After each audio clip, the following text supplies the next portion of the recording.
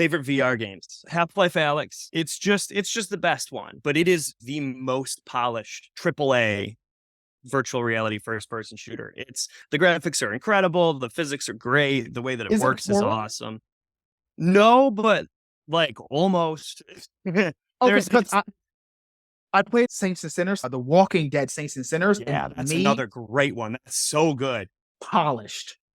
Yeah, that's another one that I was going to mention that is also like a big AAA title that really feels great in VR. This is The Ramblings. Hey guys, welcome back to another wonderful episode of The Ramblings. I am your host, Angelo Roberts. I have with us today Jacob Ennis.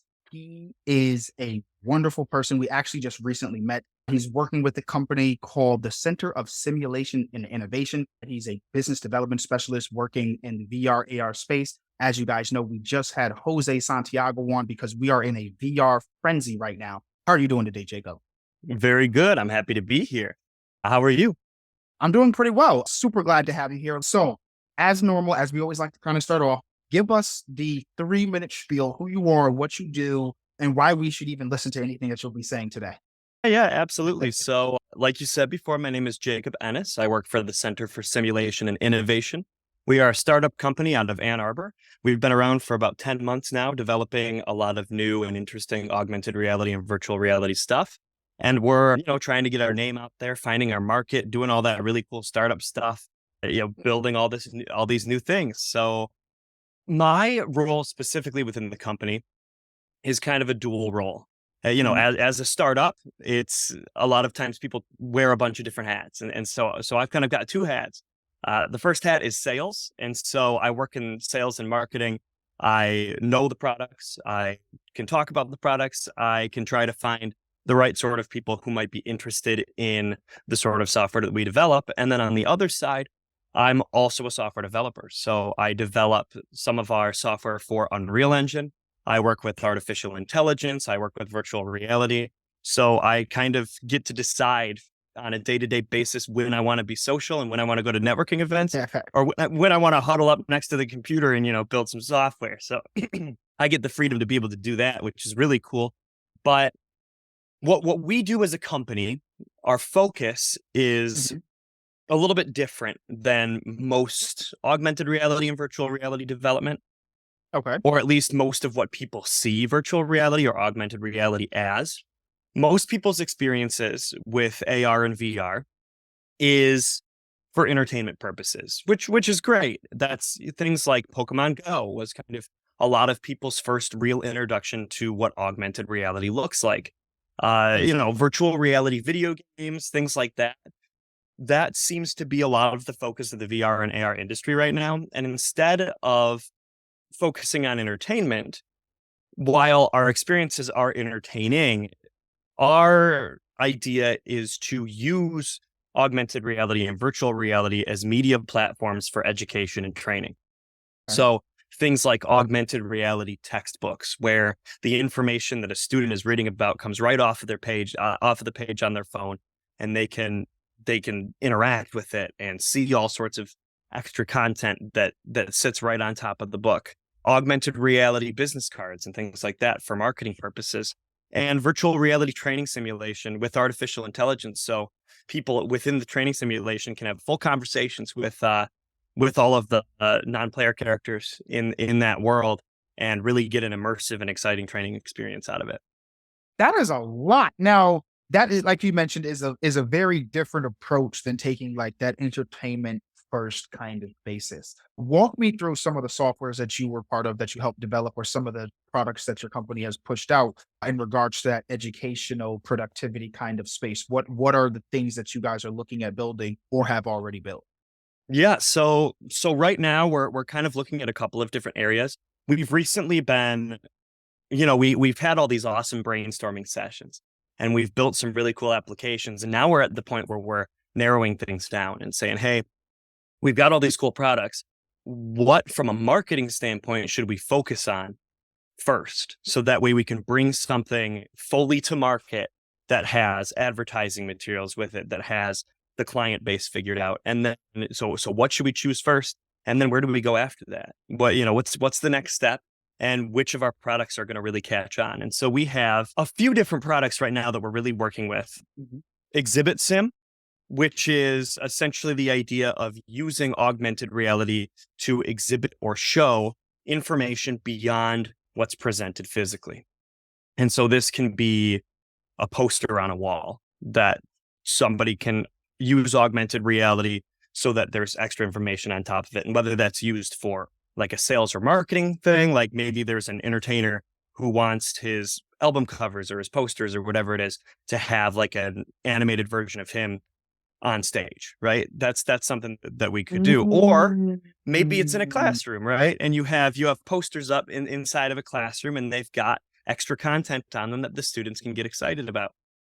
And so within that Exhibit Sim family, we also do textbooks or any books, business cards, billboards, essentially anything that's in the physical world.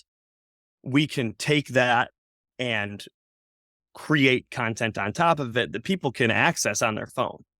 So that's kind of the main thing that we're focusing on right now from a marketing standpoint. But we also have some other stuff that we're doing, working with on the development side, working with artificial intelligence for that training, where people who are inside of the training simulation can have full conversations with the characters in the simulation, and each of those characters has a distinct personality that we can build and create.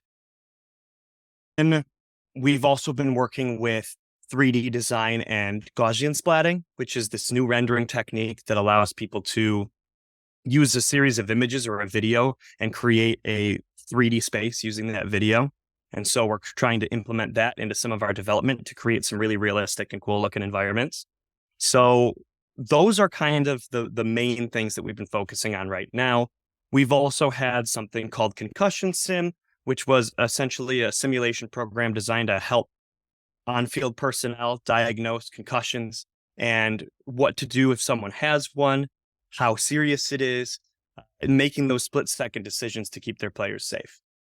That's a lot of information and technology being utilized and trying to be built all at one particular time. And I remember in a previous conversation, I don't think software coding was your original background. Do you want to speak a little bit more on that? How did you get into this VR AR space, the coding, and share with them the story about how you got into this company? Yeah, I'd absolutely love to. So I was not at all, at least in a professional sense, in the software development space until this year. Before that, I taught for 5 years. I taught middle school and high school, Mhm. and teaching was it was a great experience. I ended up leaving that field for a lot of the same reasons that you see some other teachers who are probably leaving the field, where it just got to the point where I need to be able to buy a house and I can't. And the market went sideways, and I at some point in my life I want to be able to support a family, and so I had to start looking at my future and deciding what I should do. And so while I was kind of going through that thought process, I had an old boss call me back when I worked as a student worker at Concordia University. When I was in college, the IT director there is now one of the co-founders of this business of CSI that I work for now. And so he Synergy. calls me and he says, "Look, I know you're a big VR hobbyist." He said, "I know you like virtual reality and that you do stuff with VR at home." And he said, "And I know that you're a teacher. I would love to talk to you about how you think those two worlds could benefit each other, because this company that I'm founding is looking to create virtual reality software for education." Mhm. And so we had a conversation, just a pretty basic conversation about where the pain points of teachers are, what some of the hurdles could be, what kinds of things need to be present in order to get teachers to adopt a new technology. And in the process of talking about this stuff, I kind of let it slip that I was eh, considering other potential career options.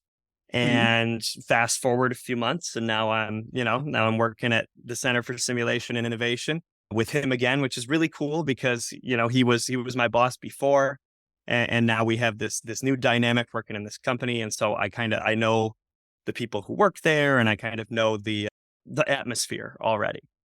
Okay, so I want to get into I guess, not only just that relationship between the both of you, but your relationship as a VR hobbyist and being within education. Obviously, he reached out to you because you have some kind of would have some kind of knowledge in regards to how those spaces would kind of mesh and be combined.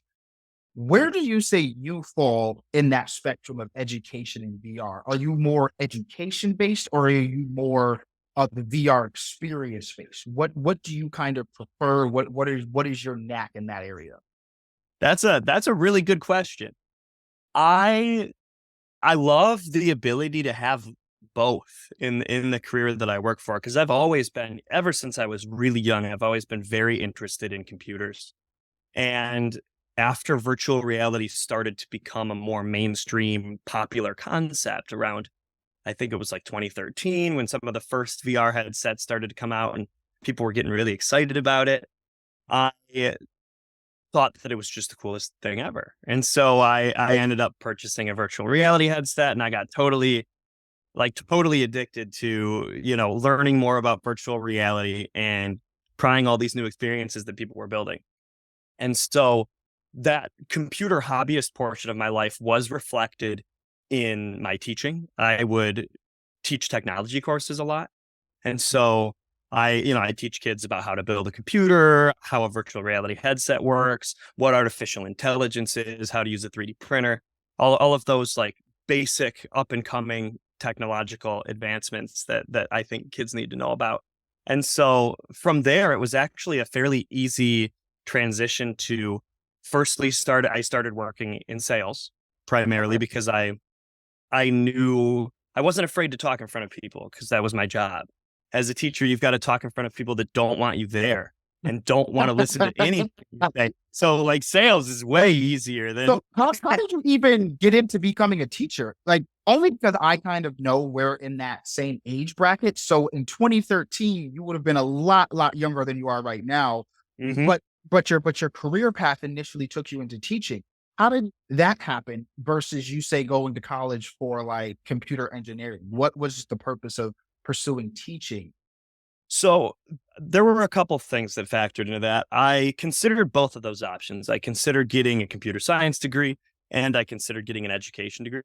I kind of always wanted to be a teacher when I was younger. I like being able That's to, very odd. yeah, I like being able to help people learn. I like being able to explain things. I'm really into history. And so I was a US history teacher too. And I liked being able to do that. But I also considered I knew that teaching wasn't gonna make as much money, but back then the economy was doing a lot better than it is. And I thought that it could be a good career path, and I knew that if I went into computer science as a degree, I would have to take a lot of mathematics courses, and that's my weak point. I'm not very good with mathematics, and so I decided that I would go into education, and I would keep learning more about computers and maybe become sort of a computer science professor or something in the future. Maybe I get my master's or my doctorate in some sort of computer science field. And so, even though that sort of idea never fully came to fruition, I did end up working in a computer science industry anyway. That's actually a very unique perspective that you have, especially to work in an education-based kind of VR technology company. hmm Now, you said you've been doing this, the company's been around for about 10 months. What has those 10 months been like for you, and how would you compare that to your life as a teacher? It is wildly different. And I love both. Like, I really did enjoy being a teacher. It was intense and it was very regimented as a teacher, where how I work now is it's still like a lot of work. Like, I'm still working probably the same amount of hours that I did as a teacher, but I totally get to make the hours myself.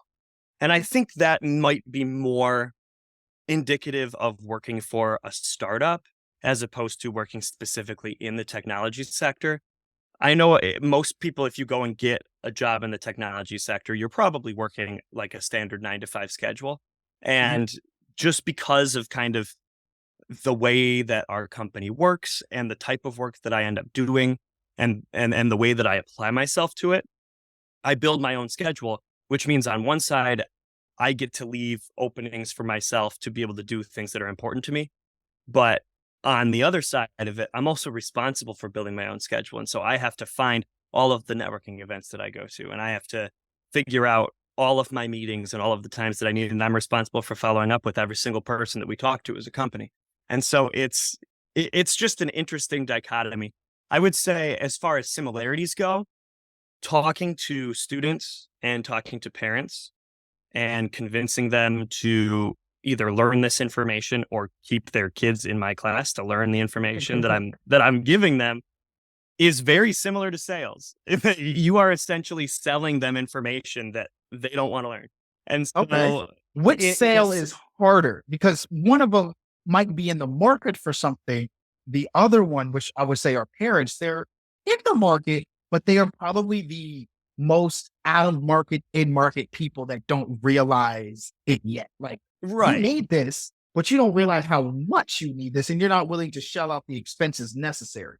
What Right. would you say is the You are lot? required by the government to to have this, right? And Right. I worked for a private school. So that means that Oh, these parents were spending money to have their kids here. So I have to convince them that the education that I'm giving their kids is worth that much more than the kind of education they could get for free. And so that's a bit of a harder sell. So I would say to parents, they've already made that decision to bring their students to this school, and they've made that for a specific reason. They've all got different reasons, but they have reasons. So the parents are already kind of sold. The kids are not. And so I would say it's definitely a harder sale trying to get a middle schooler to pay attention to the information that I'm trying to give them than it is to get somebody interested in using virtual reality for education or marketing purposes. wow. So you kind of took your skill set and made your job a lot easier in the day-to-day of what you do with talking to people. That seems, if it's easier, obviously there's still complications to it and everything.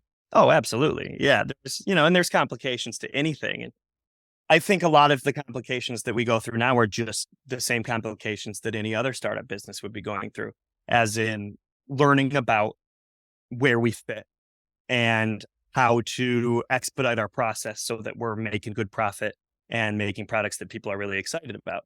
And so we have the backbone of that built, but we're still in the process of really learning exactly who we should be targeting and how that's going to work. And that's something that we've been building up to for a long time. And I feel like we're finally there to the point where we we have our market figured out and we know what our products are really supposed to look like. So I'm really excited about the next few months. I want to touch on that now that you say that. So you guys have been out for 10 months.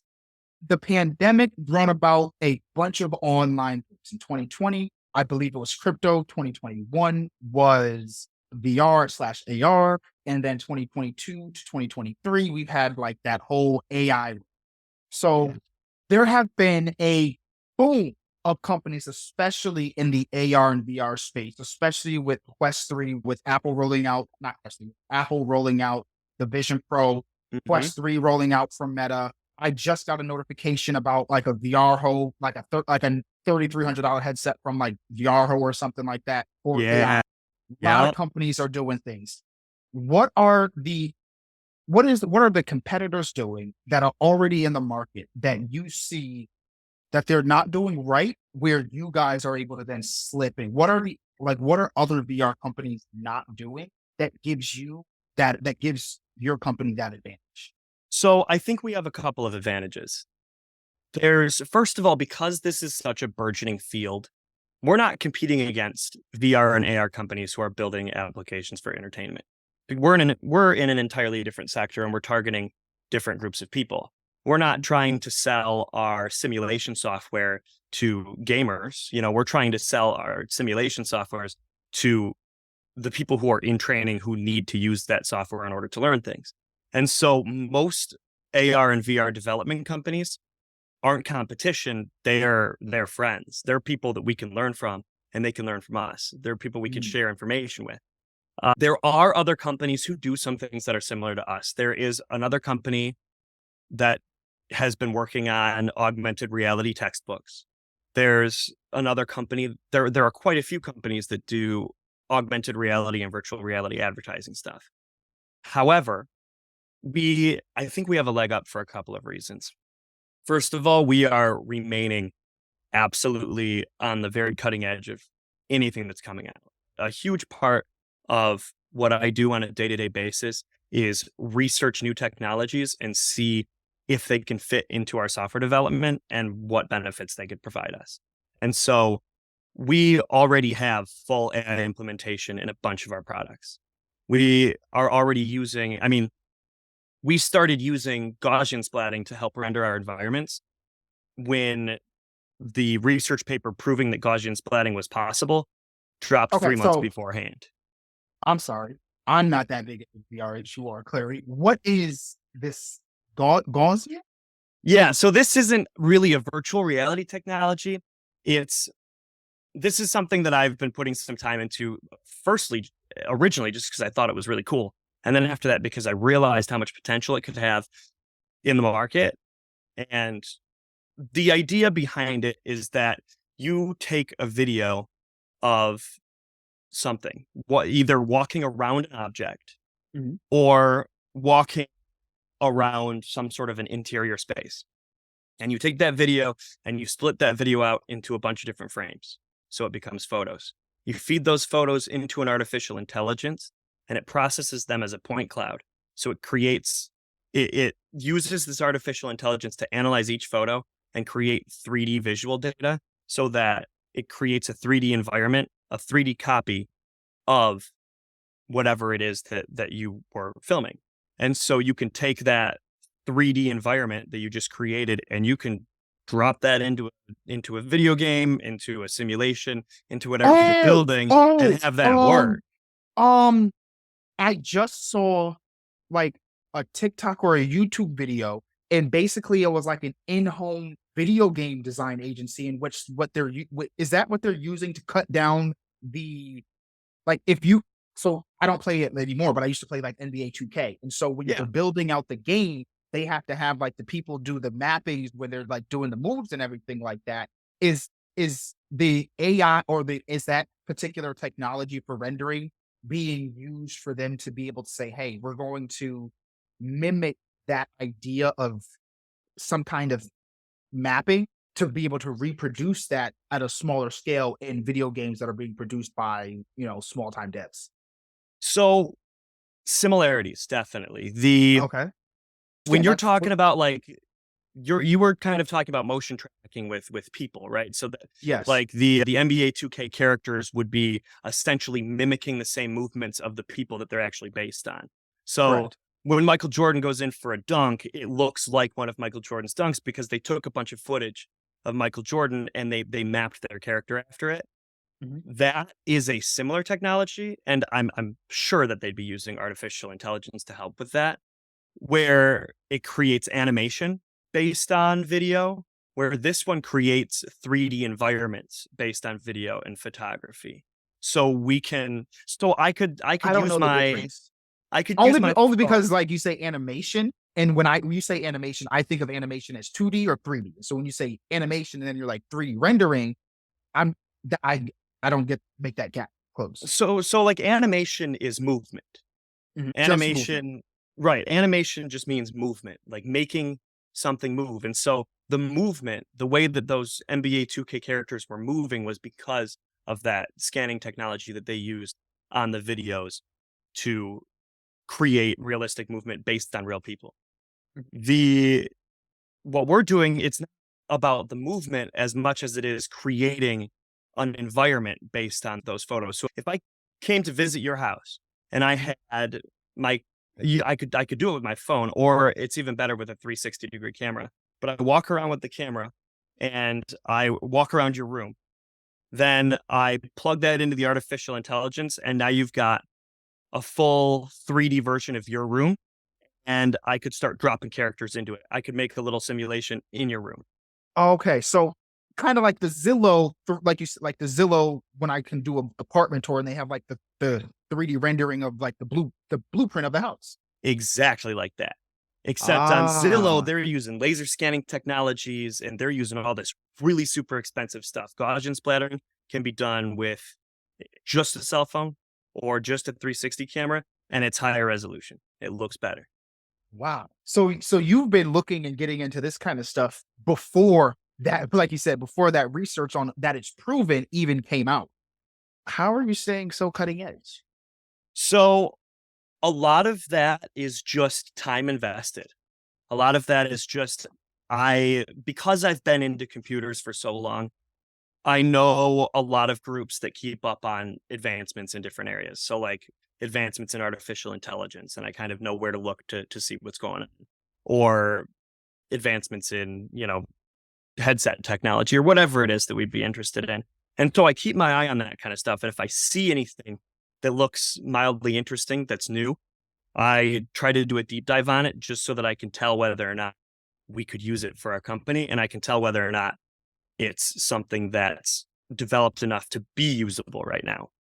And so with Gaussian splattering, with conversational AI, with some of these things that we've been implementing, those are the ones that I was like, these are cutting edge, and we can implement these technologies into our software development right away. Okay. So we've been talking real technical for a little bit. I'm sure Yeah, your yeah, brain we is gonna we get have. super exhausted from that. I want to Yeah, go it's into okay. something a lot more relaxed, chill in the VR Yeah, space and everything. Are what I guess headset do you currently have? Do you have a headset?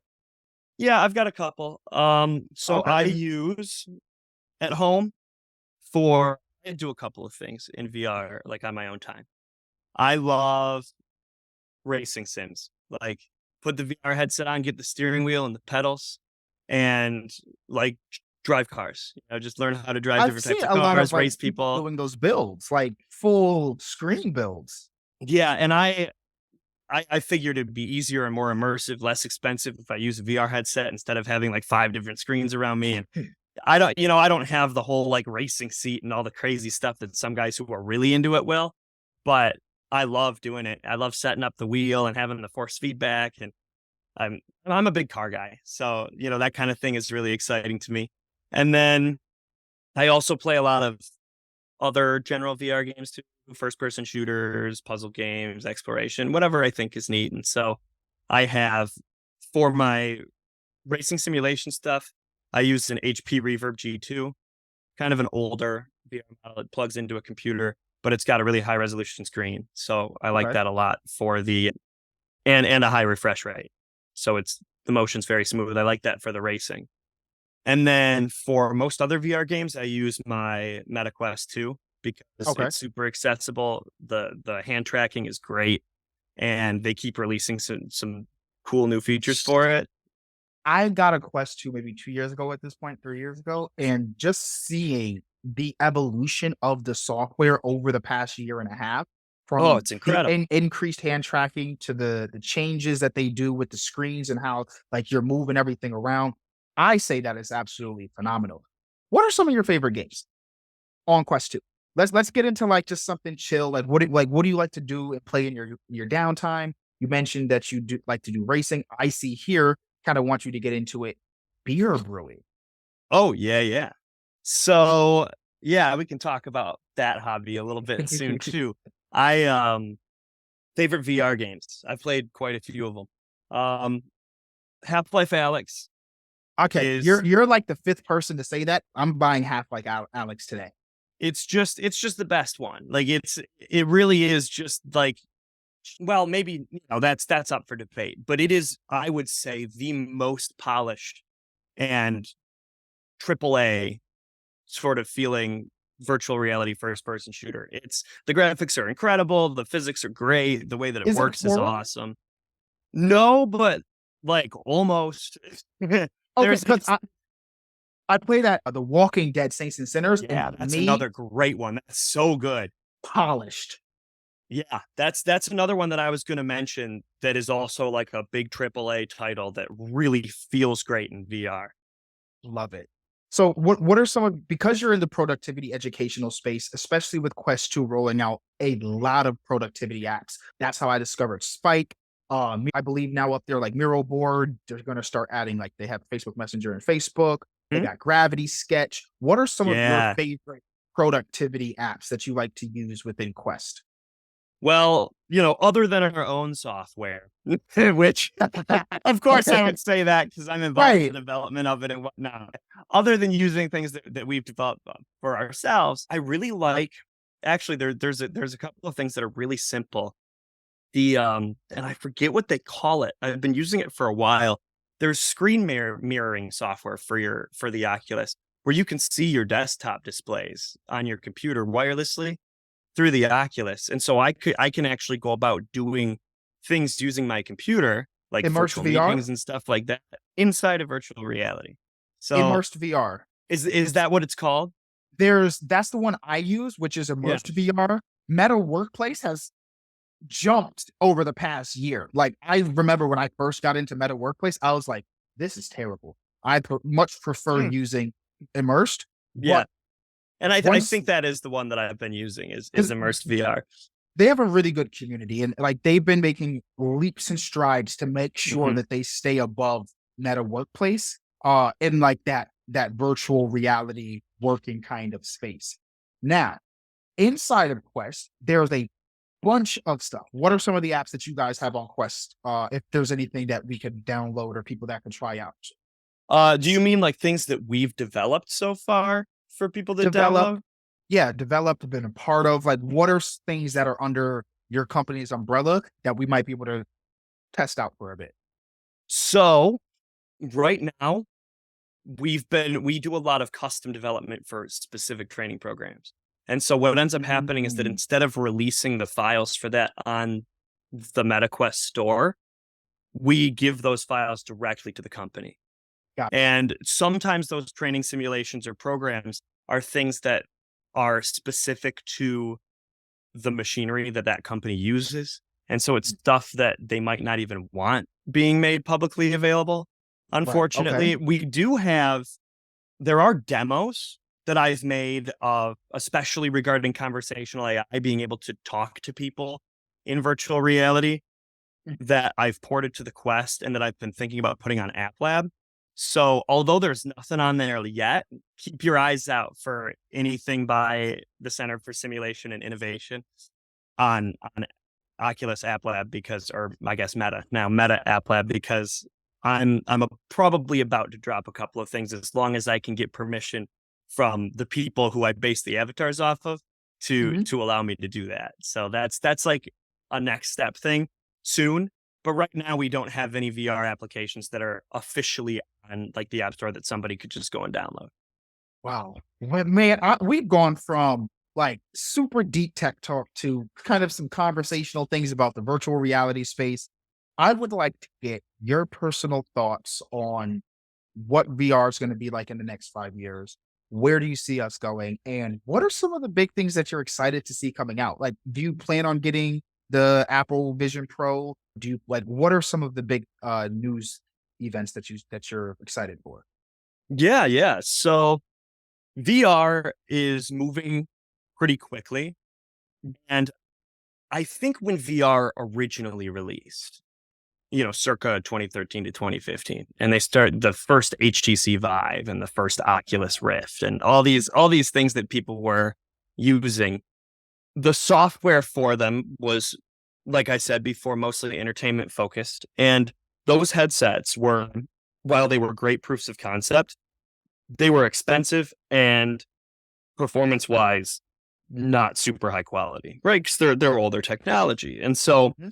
I think virtual reality kind of lost a lot of steam because you had to connect them to a computer, and that computer had to be pretty monstrous, especially back then, pretty Right. expensive in order to handle that stuff. And so they were selling to a very small consumer base.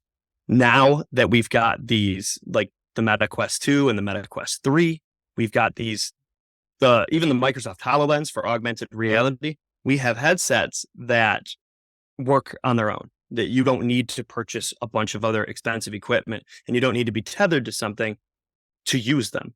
And so I think that was a major development because I really feel like VR is coming back into mainstream. I think people are getting excited about it again. And it's going to get more powerful, especially the headsets that are standalone that don't require a PC. The hardware in those is going to be getting a lot better within the next 5 to 10 years, to the point where they're going to be able to handle some really, really impressive graphical stuff. And then they're also going to get a lot physically smaller. I've already seen some virtual reality headsets that are essentially the size of a pair of glasses. And while they're super, super expensive, they're also incredible because you don't have this heavy thing weighing on your face. You don't really feel like you're wearing anything at all. And you're just in that world. So it's going to get lighter, smaller, more immersive. There's going to be way more types of software and new things you can do with it. And I think from the augmented reality side, within the next 10 years, we're going to have contact lenses that we can put in our eyes that will show us a digital overlay and that can show us all sorts of data about things on top of the real world. I'm excited for that. Like, I have been waiting for that since a child. Like, every time I would Hmm. watch Iron Man or just see any kind of thing with technology where they're going like this and everything like that, Yeah, yo, Robo and Terminator way back in the 80s. They bro, they like, had that like crazy. And trying now to we're do finally that. getting to the point where we can do that. Man, I was so excited, especially when I got my Quest 2. I got my Quest 2, and it was a really kind of like anticlimactic moment because literally I think it was like maybe 10 days later after I bought my Quest 2, 64 gigabytes, they dropped the price of the 128 to the Yep, price of the 64. I It remember. discontinued the 64 gig. And I said, I just if I could have just waited 10 days, 10 days, I could have been able to get the 120. And at For the first, same price. Yep. exactly. And at first, my initial reaction, my reason for buying a Quest is because immersed VR. Like, I was in the market for a second monitor for like work and everything, Yeah. and I guess I don't know how it happened, but immersed VR, whoever's on that like like search engine marketing team, they're genius because I was looking for a second controller. Second monitor. Next thing I know, on Facebook, everything is like, hey, immersed VR, multiple screens. And I'm like, I don't have a Quest. So I'd have to pay $15 for this, but then I'd have to buy a Quest. And I'm like, well, I need another monitor anyway. Let me see what I can do. When I thought Right. 64 gigs, I'm only doing work. I did not know the level at which gaming could be possible on Quest Hmm. but before I saw the productivity part. The productivity is what really kind of snapped me in. And just to see the progress that has happened over the past years is phenomenal. Yeah, So that brings it's wild. And I think Meta has done there's a lot of things that Meta has messed up when it comes to the VR space. Like the metaverse was marketing wise really a flop. But the way that they've made it very accessible for content creators to create virtual reality content on the Quest has Mhm. been great for the VR community. And they've made a something that's really accessible for people to purchase where they don't need to spend tons of money in order to experience virtual reality. There's I mean, I feel like every day there's like 5 to 10 new Quest games on at least on App Lab, but even on the store, it's just growing exponentially. And so there's so much software out there now for the Quest series of headsets that it's really if if you're someone listening who doesn't have a virtual reality headset but has thought about it or considered it, the getting a Quest 2 or a Quest 3, depending on what your budget is a really good idea right now because there is a huge library of stuff that you can play with. I agree. Now, before we officially have to get you out of here, we want to ask some more pointed questions and everything. One of which is going to be a lot more relaxed. What was your how would I put this? What was your aha moment when using VR? Like, what made you say, this is where I need to put my eggs at? So, I guess I've had like a few of them. At first, it was watching videos of people playing on those really early VR headsets and Mhm. just having my mind blown. You know, like it moves with your head and it's you can see it in 3D and it's both eyes and people were talking about how it feels like you're there. And so that was the first aha moment where I knew that it was going to be something that I was going to be really interested in. And then later on, it was probably when I bought my first VR headset Mhm. and it was I mean by today's standards it's a pretty weak virtual reality headset, but at the time I booted it up and I bought a couple of VR games and I started playing stuff and I was playing like Beat Saber, just like those classic virtual reality games that people talk about a lot. And I was blown away by it again. I was like, this really is super, super cool. I'm standing up, I'm active, I'm entertained. I feel like I'm inside of another place. Like thinking about playing a virtual reality game or thinking about my experiences playing in VR is very different than thinking about my experiences playing a 2D game because it's that much more immersive. And so that's when I got hooked on virtual reality, and I just kept making it a hobby of mine for a long time. And then when I started talking to Chris, who's my boss at CSI, one of the co-founders, he hearing about the ways that he wanted to integrate virtual reality with productivity and education and training was that third aha moment of this industry is going to be way bigger than a lot of people expect it to be, and it's somewhere where I would like to be involved. And so that's kind of the path that my brain went into of figuring out augmented reality and virtual reality and how beneficial those can actually be. So if you, after everything you've seen, said, talked about, spoken, if there was one thing that you could make readily available for VR technology companies today, what would be that one thing that isn't perfect that you and your heads would be, if this could be solidified, it would bring VR to the forefront? So I think Meta's getting close on this. Uh, Hand tracking with physical feedback. And so essentially the idea that you have trying to find a way to explain this because people have developed it, but it's not really there yet. You put on these gloves, right? Mhm. And they're connected to the headset or to your computer or however you're running your virtual reality. And when you grab something, the gloves provide resistance to your fingers because there's like motors and hydraulics connected so that when you're grabbing something in VR, it feels like you're grabbing it in real life, and it can emulate something that's squishy, or it can emulate something that's concrete or however it is. So you can actually feel, and it's not obviously it wouldn't be perfect, but you can feel the shapes of things, and you can Right. feel like you're holding something in virtual reality. I think that's going to be the big next step for immersion. After that, full body, where it's you can have physical sensation across your entire body or the majority of your body. So not only does it look like you're there and sound like you're there, it feels like it. That actually is the perfect setup for this final question that we have for you. How or okay, because you're in productivity and education, what do you think will be the not only, I guess, from your perspective, being in that particular space, but just as a general adoption standpoint, who do you think is going to be the first or what do you think is going to be the first industry to fully embrace productivity and education in the VR space? So I don't know if it's going to be a specific industry that really adopts it first.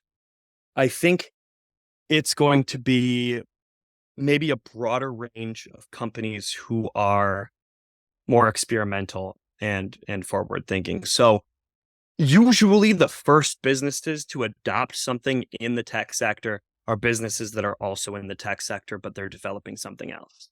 Mhm. And when it comes to companies that work within the tech sector, so maybe we're talking about processor manufacturing companies. I would be very surprised if they weren't already implementing training or workplace usage of like Microsoft HoloLens units for augmented reality on top of the things that they do. I think it's those tech companies that are going to be first. And then I think universities are going to be right there too, because universities have the same thing. They're forward thinking, they're involved within education. They want to show that they're on top of new technologies and they want to be able to provide the best possible education. They're very competitive. I think universities are a place where I was at Oakland University in Michigan here not that long ago, and they've already got a virtual reality lab and uh, a degree specialization specifically for building virtual reality apps.